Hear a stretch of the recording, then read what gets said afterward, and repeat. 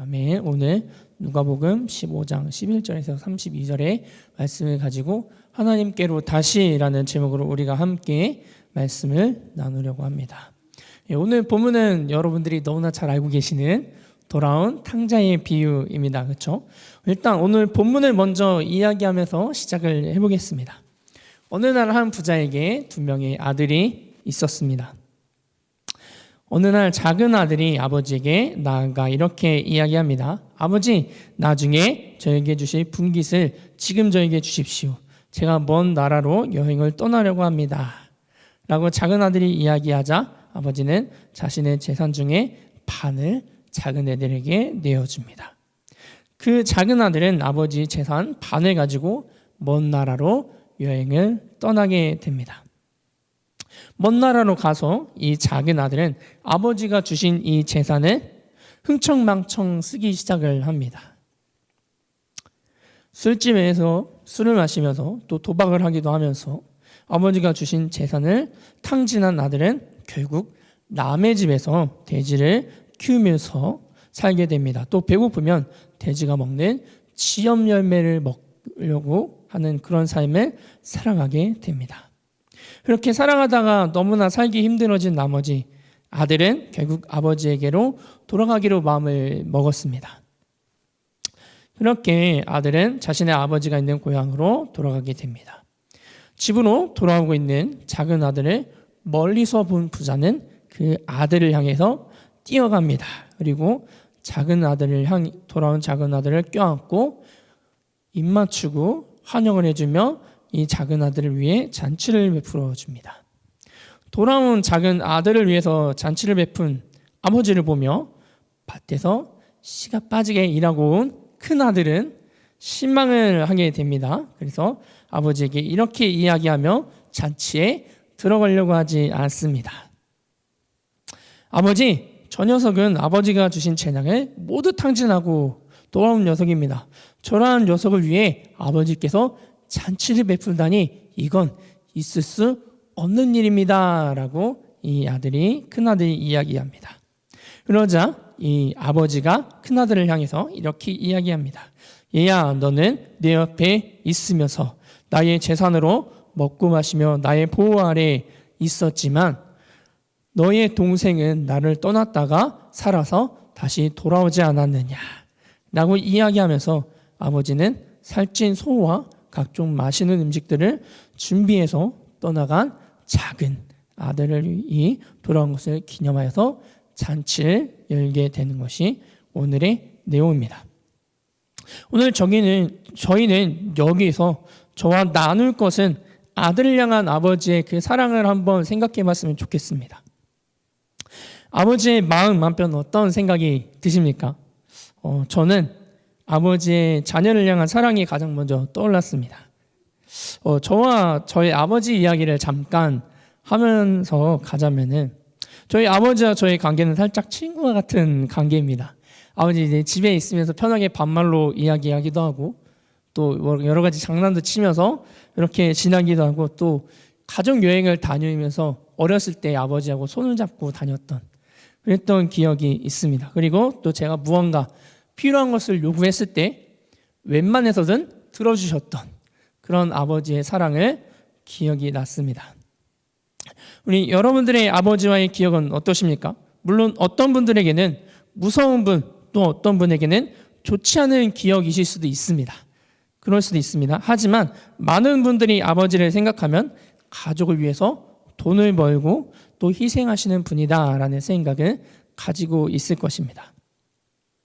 저희 아버지가 지금 나이가 60이 넘으셨는데 지금도 열심히 회사에서 직원들을 이끌어 가시면서 저희 가족을 위해서 일하시고 계신 아버지를 보면서 저는 그런 아버지를 생각하면 너무나 감사한 마음과 함께 죄송한 마음이 두 가지의 마음이 동시에 드는 것 같습니다.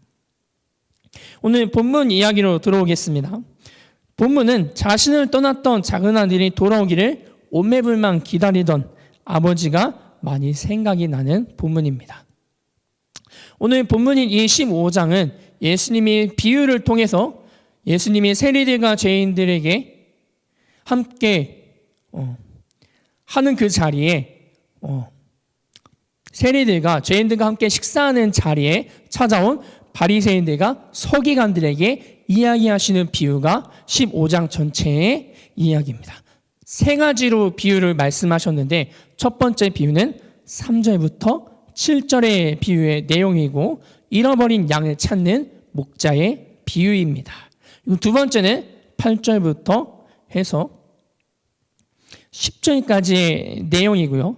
한 여인이 자신에게 있는 10 드라크마 중 하나가 없어졌을 때 그 드라크마를 찾기 위해서 온 집안에 불을 켜서 잃어버린 한 드라크마를 찾게 되자 이웃을 불러 그들과 함께 기뻐하는 내용이 8절부터 10절까지의 내용입니다. 오늘 본문인 이 15장이 세 가지 비유에서 공통되는 것이 하나 있습니다. 무엇이냐? 바로 잃어버린 것을 찾았을 때 그 잃어버린 것을 찾는 것을 기뻐하는 모습입니다. 오늘 본문이 비유하고 또 우리에게 이야기하고 있는 것이 무엇인지 함께 알아봤으면 좋겠습니다. 본문에 나오는 아버지는 하나님이고 이 하나님을 떠나간 둘째 아들은 하나님을 알지 못하는 이들 혹은 하나님을 알았지만 떠나갔던 이들을 이야기하고 있다라는 겁니다. 또 아버지와 함께한 아들은 바로 하나님의 자녀가 된 우리들의 모습을 이야기해주고 있는 걸 수도 있습니다. 제가 좋아하는 이 줄라이라는 프로젝트 그룹이 있습니다.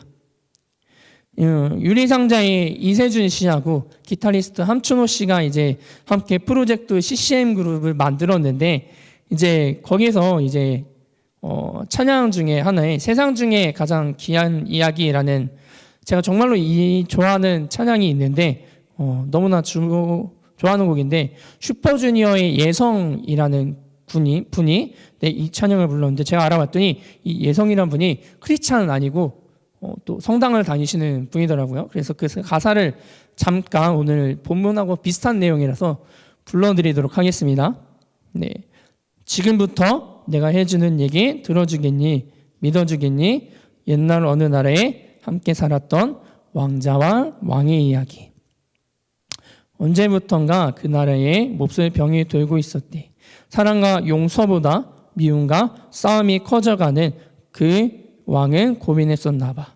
그 병을 고칠 수 있는 이는 하나뿐인 왕자뿐이었는데 그걸 모르는 어리석은 백성이 왕자님이 해치게 된 것을 알았던 거야. 그때 왕자님이 말했대. 사랑하는 저들을 위해서 제 영혼을 아버지께 드려요. 이 찬양 가사의 일부입니다. 제가 너무나 좋아하는 이 CCM 가사 중에 일부인데 저는 이 CCM을 듣고 부를 때마다 정말로 눈물이 많이 났던 기억이 납니다. 왜냐하면 우리를 향한 하늘에 계신 하나님 아버지의 사랑 또 하나뿐인 아들이신 예수님이 생각이 나면서 방에서 혼자 울었던 기억이 납니다. 아버지를 떠나간 둘째 아들의 모습은 어떠했는지 우리가 봤으면 좋겠습니다. 아버지가 주신 재산을 가지고 마음대로 쓰기에 바빴습니다. 맨날 먹고 마시며 술에 취해 있고 또 도박을 하며 술집 여자들과 잠자리를 가지면서 허랑방탕한 삶을 살았다라는 겁니다. 또 때로는 도박을 하기도 하고 여러 가지의 허랑방탕한 삶을 살았습니다. 그렇게 살아가다가 아버지가 주신 돈을 다 쓰고 난 후에는 어떻게 됐습니까? 남의 집에서 돼지를 키우는 자가 되었습니다. 너무나 배고파서 돼지가 먹는 이 지엽 열매를 먹고 싶은데 그 누구도 이 사람에게 그 지엽 열매를 주지 않았기에 먹지 못하였다라는 겁니다. 이렇게 끼니를 해결하기조차 어려워서 그렇게 살아가다가 못 참겠어서 이 떠나갔던 둘째 아들은 아버지께로 돌아가기로 마음을 먹고 아버지께로 향하기 시작을 합니다. 집으로 돌아가서 아버지를 만나자 아버지를 떠났던 이 작은 아들은 이렇게 이야기합니다. 아버지, 저를 아버지의 아들이 말고 이 집의 품꾼으로 사꾼으로 생각하여 주십시오. 일꾼으로 생각하여 주십시오. 라고 하면서 아버지께 죄송하다라는 이야기를 하고 있습니다. 그러면서 자신을 일꾼 중에 한 명으로 불러달라라고 이야기를 하고 있습니다. 이렇게 아버지와 만난 이 둘째 아들은 이렇게 이야기하고 있는데, 근데 이 아버지는 어떻게 하고 있습니까? 그 말을 듣고 아버지는 아버지를 떠나가기 전 둘째 아들이 가졌던 그 권세를, 누렸던 것들을 그대로 다시 둘째 아들에게 돌려주고 있습니다. 그리고 심지어 이 둘째 아들을 위해서 잔치를 벌여주고 있다라는 겁니다. 사랑하는 여러분들, 하나님과 우리의 관계는 어떻습니까? 저는 오늘 본문에서 나오는 첫째 아들과 둘째 아들의 모습이 우리들의 모습과 너무나도 비슷하다라는 생각을 했습니다. 하나님은 우리가 항상 하나님의 품 안에서 거하기를 너무나 원하고 계신다라는 겁니다. 그렇지만 우리들은 하나님의 품 안에서 거하는 것을 원하지 않고 하나님 곁을 떠나가는 삶을 살아간다라는 것입니다. 하나님의 곁을 떠나간 우리의 삶은 어떨까요? 아마도 매일같이 먹고 놀고 마시는 데 돈을 쓰며, 또 이웃이 서로를 미워하고 싸우고, 내 이웃이 잘 되는 것을 배아파하며 보지 못하고, 또 여러 가지의 범죄에 노출되어 있는 우리들의 모습을 볼 수 있을 것입니다. 그리고 내가 주인이 되고 나만을 생각하면서 삶 가운데 너무나 힘들고 지쳐서 쓰러져 가고 있는 우리의 모습으로, 또 끊임없이 어려움에 처하고 그 어려움을 막아내기에 급급한 우리의 모습에 살아갔을 겁니다. 아마 바로 여러분들 앞에 있는 저조차도 만약에 하나님의 품 안에 거하지 않았다면 어떤 삶을 살았을까라는 생각을 했었는데, 아버지가 운영하는 회사에 들어가서 아버지 밑에서 아버지가 하시는 그 회사 일을 배우면서, 친구들을 만나는 자리에서는 담배와 술을 하면서 내가 겪는 어려움들과 고난을 친구들과 나누며, 또 그것을 안주 삼아 놀고, 또 아무 여자나 만나서 결혼을 해서 살지 않았을까라는 생각을 하게 됐습니다. 그렇게 살다가 나중에 죽고 난 후에 영원한 형벌이 기다리고 있는 지옥의 1순위로 들어가지 않을까라는 생각을 했었더랍니다. 우리의 아버지가 되시는 하나님의 곁을 떠나는 우리들의 삶은 처참하게 무너져 있고 죄악으로 가득합니다. 그런데 그런 우리들을 기다리시는 하나님의 모습은 아마도 집을 떠나간 아들이 다시 돌아오기를 오매불만 기다리고 있는 아버지의 모습일 거다라는 겁니다. 그리고 또 하나님을 떠나갔던 우리들이 하나님께로 다시 돌아온다면 하나님은 기뻐하시면서 하나님께서 돌아오고 있는 우리들을 기쁨으로 맞이해 주실 것입니다.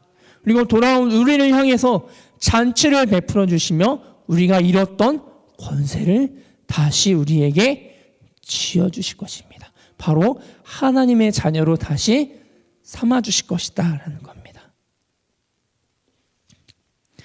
아들을 향한 이 아버지의 사랑은 정말로 우리가 말할 수 없을 만큼 크고 놀라운 것입니다. 그런데 우리를 향한 하나님의 사랑은 그 사랑보다 더 크고 셀 수 없다는 사실을 우리가 기억했으면 좋겠습니다.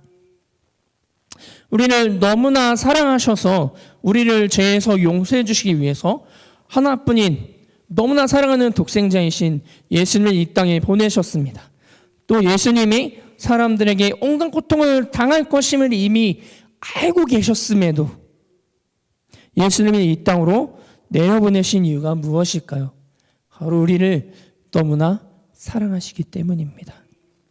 아무런 죄 없으신 깨끗하신 예수님이 우리의 죄를 대신하여 가지고 가시지 않는다면 우리는 영원한 죄의 굴레에서 벗어날 수 없기 때문입니다. 그렇게 하나님은 하나뿐인 아들인 예수님을 희생시키면서까지 우리를 죄에서 구원해 주시려고 하셨다라는 겁니다. 그렇게 하나님은 하나뿐인 아들인 예수님을 희생시키면서까지 우리를 죄에서 구원시키시려고 하셨다라는 겁니다. 우리가 죄의 굴레에서 벗어나지 못한다면 우리를 기다리고 있는 것은 우리가 지은 죄로 인하여서 영원한 형벌이 기다리고 있는 지옥으로 가고 있는 우리들의 모습일 것입니다. 여러분, 사랑의 반대말이 무엇인지 알고 계십니까? 물론 증오라는 말도 있겠지만 더한 말이 있다고 합니다. 바로 무관심이라고 합니다. 무관심 얼마나 무섭습니까? 아버지가 아들에게 무관심한다면 얼마나 슬프고 무서울까요? 저도 이제 어릴 때 오늘 참 아버지에게 저 얘기를 많이 하는데 아버지께 딱 한 번 맞았던 적이 있습니다. 그때 이제 사연이 조금 있는데 지금도 잊혀지지 않는데 고등학생 때 반에 이제 강한 자에게는 약하고 약한 자에게는 강한 친구가 한 명 있었습니다. 그 친구가 이제 항상 저한테 와서 저를 괴롭히고 저에게 돈을 뺏는 일이 다반사였어요. 정말로 참 많았습니다. 그 친구에게 이제 돈을 뺏기다 보니까 이제 제가 뭐 필요한 준비물이나 이런 걸 사야 하는데 그 친구에게 이미 돈을 빼앗겼기 때문에 저는 이제 돈이 없잖아요. 그래서 딱 한 번 아버지가 이제 회사를 갔다 오시고 나서 화장실에 들어간 팀에 이제 아버지 몰래 슬쩍 들어가서 아버지 바지에서 딱 한 번 이제 지갑을 딱 꺼냈는데 그 순간 아버지에게 들켜서 진짜 죽도록 한 번 맞았던 기억이 있습니다. 정말로 딱 처음이자 마지막으로 한 번 진짜 죽도록 한 번 맞아본 후로 잘못된 거구나 그러지 말아야겠다라고 하면서 그때부터는 그냥 아버지께 물론 죄송스럽지만 그냥 이야기하고 받아내는 것으로 이제 이야기 됐는데 만약에 아버지가 저에게 관심이 없으셨다면은 제가 아버지의 지갑에 손을 댔더라도 아버지가 신경을 썼을까요? 그러지 않았을 것 같습니다. 근데 하나님과 우리의 관계가 그렇다라는 겁니다. 하나님이 만약에 우리한테 관심이 없으셨다면은 하나님이 굳이 우리의 죄를 용서해 주실 필요가 있을까요? 우리의 죄를 하나하나 다 기록했다가 나중에 우리가 죽었을 때 너 이런 죄 지었지? 오케이, 너 지옥으로. 이렇게 하실 수도 있는 겁니다. 그렇죠? 그런데 우리를 너무나 사랑하시기에 우리를 기다리시고 길을 잃어버린 우리가 다시 돌아오기를 기다리시고 또 우리가 돌아왔을 때 우리의 죄를 다 씻어주셨다라는 겁니다. 그리고 우리가 돌아오기를 오매불망 기다리고 계신다라는 겁니다. 오늘 본문에 나오는 아버지도 만약 아들에게 관심이 없었다면 어떻게 했을까요? 자신의 아들이 어떻게 되든지 신경 쓰지 않았을 것입니다. 내 재산을 가져가는 이 아들이 굶어 죽든 뭐 어디서 비명행사를 하든 난 신경 쓸 게 아닐 것입니다.